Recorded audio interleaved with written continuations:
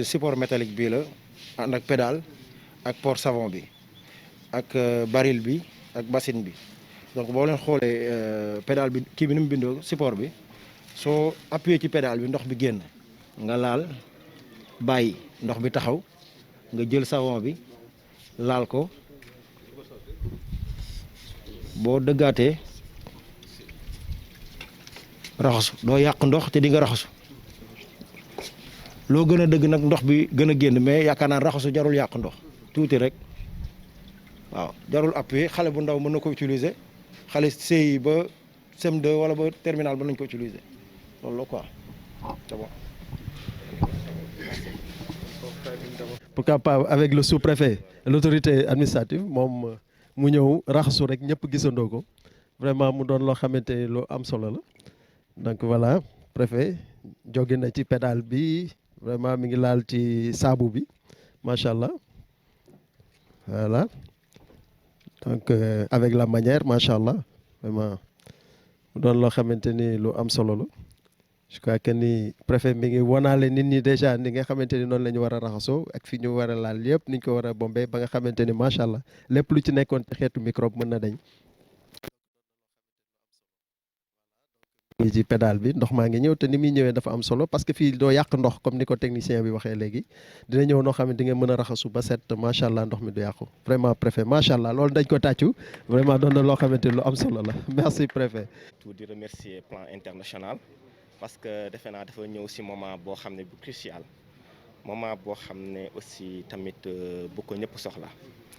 maintenant donc c'est pas donné à n'importe qui mu am xalaat bu mel nii donc suñu amee partenariat protocole d'accord ak régional ñëw def ko en 2 phases deuxième phase mi ñëw pour jàppale la réouverture des écoles mu doon loo xam ne tiital na ñu bëri mais na xel dal parce que lu mel nii ku ko def bëgg nga tamit même feebar bi su fi nekkee bëgg nga tamit protéger élèves yi te defe naa ne xam naa ne ku établissement bu ñu ko yóbbu xel dina gën a dal di leen féliciter di leen encourager encore di leen ñaanal yàlla au nom du préfet du sous-préfet de l'arrondissement de Thiénaba maa ngi leen di gërëm di leen sant bu baax a baax donc si ñaari communes yi ngeen ko octroyé parce que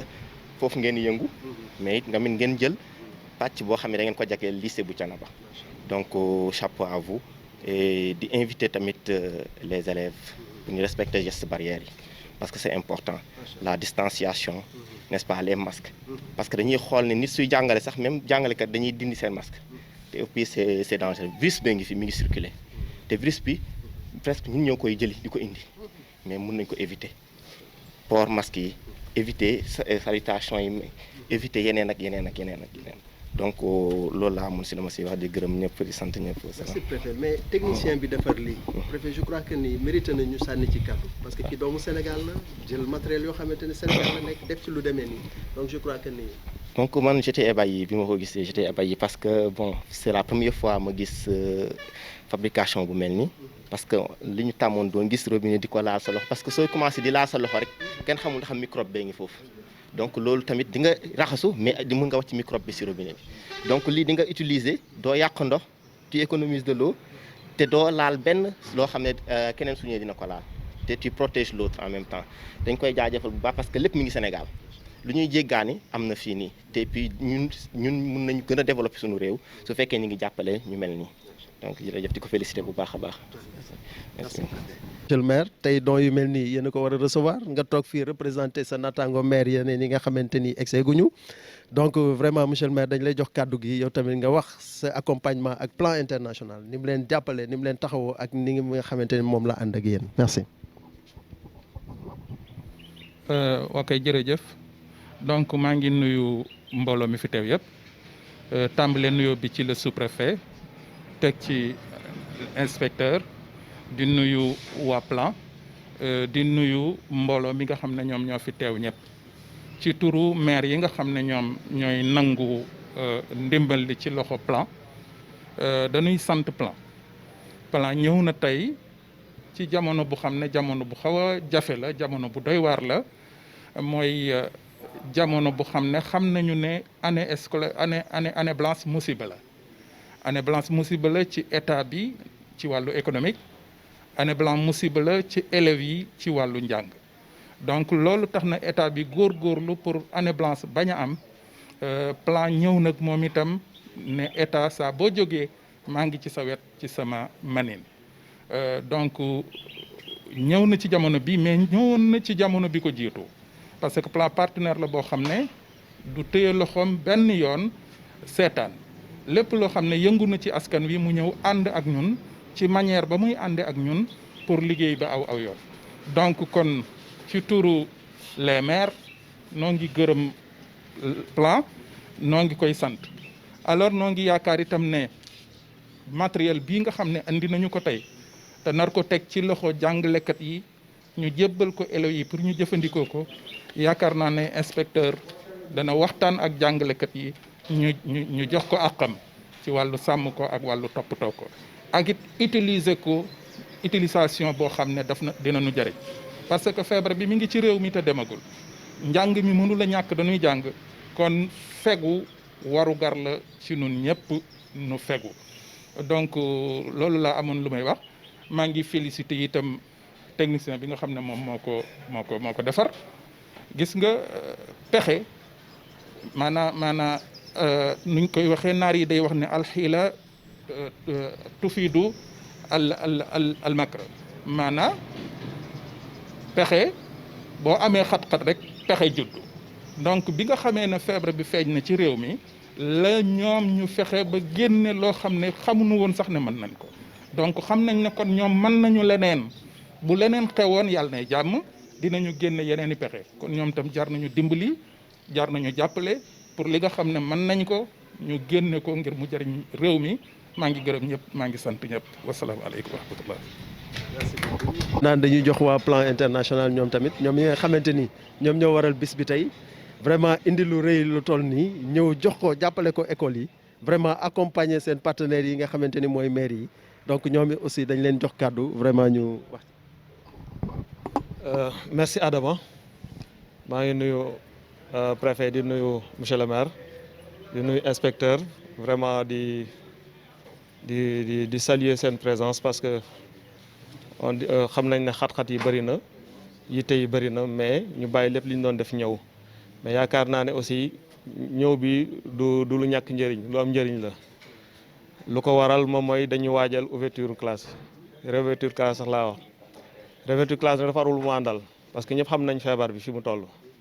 chaque jour nga dégg ministère de la santé et de l'action sociale muy wax ci cas yi am ñu ne comme dañu war a ubbi école ñun nañ def dara boobu noonu moo waral lii ñu ne nañ defar benn dispositif de lavage de main mooy démonstration bi ngeen gis technicien bi def ko sànq mais da doy yemul foofu nañ leen aussi doté masque mais dama bëggoon rappeler ci loolu boo xoolee plan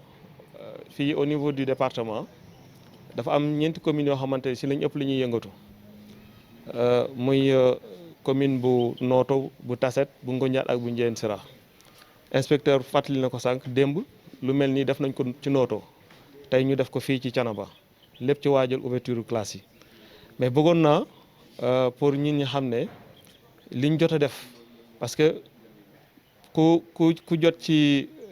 vidéo bi da ngay yaakaar ne dañuy door a jóg dama bëgg fàttali nit ñi ne jotoon nañu signé benn protocole ak région médicale bi mbas mi démarré protocole boobu noonu ça tournait autour de 20 millions waaw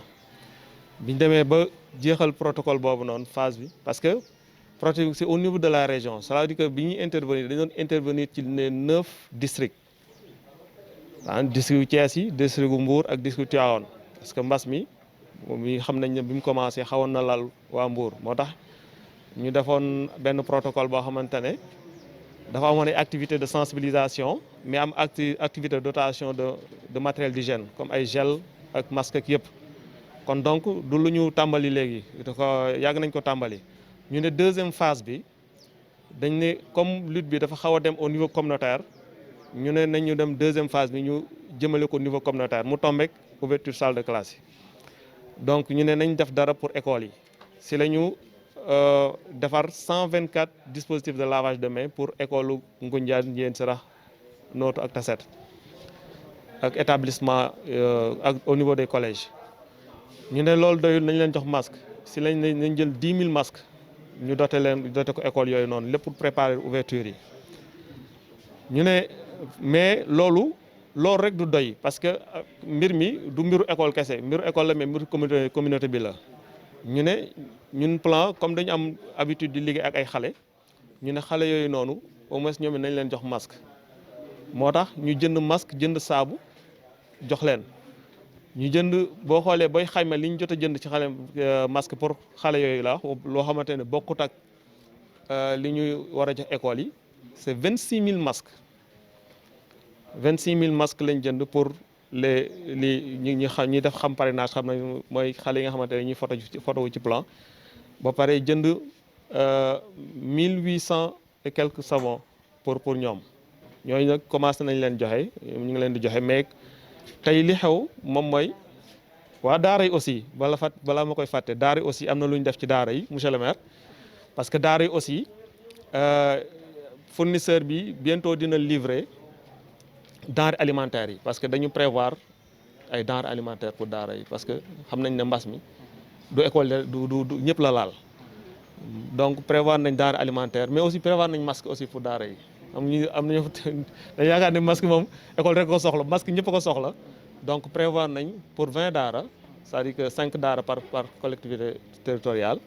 prévoir nañ ay denrées alimentaires maanaam ceeb ak diwlin ba pare prévoir ay masques donc loolu aussi lu ñu def pour daara yi la donc pour ñëwaat boo xoolee yëpp bu ñu ko doon xayma ci deuxième phase bi investir nañ 25 millions donc au total première phase bi 20 millions et quelques deuxième phase bi 25 millions ce qui nous fait à peu près 45 millions yu ñu investir ci xeex bi te xam naa ne ñun day plan du ñam foofu parce que mbas mi mu ngi fi tant que mbas mi mu ngi fi dañ def suñu képp talaayu kattan pour que lépp lu ci mën a def ba mu jóge fi dañ ko def mais comme tey li waral bés bi moom mooy ouverture classe yi te ñëpp xam nañ ne ouverture classe yi aussi dafay regrouper ay xale donc il fallait que ñu mettre en place ces dispositifs de lavage de mains parce que xam nañ aussi inspecteur que des fois nga dem ci ay écoles yoo xamante ne des fois damay dem doo fekk ndox te xam nañ ne mbas mi li ko fiy jëlee mooy raxasu am na leneen yeneen gestes yi mais raxasu bi ci am na ci solo looloo tax ñu ne non liñ war njëkk a def nañ def dispositif de lavage de mains moo tax ma ne yemul foofu bu ñu mënee lépp luñ mën a def ba nga xam ne école yëpp ay am dispositif de lavage de mains mu nekk école yi intervenir fi plan di intervenir wala déet dañ koy def donc Adama loolu laa amoon lu ma ci sànni comme kàddu di jaajëfal ñëpp. Merci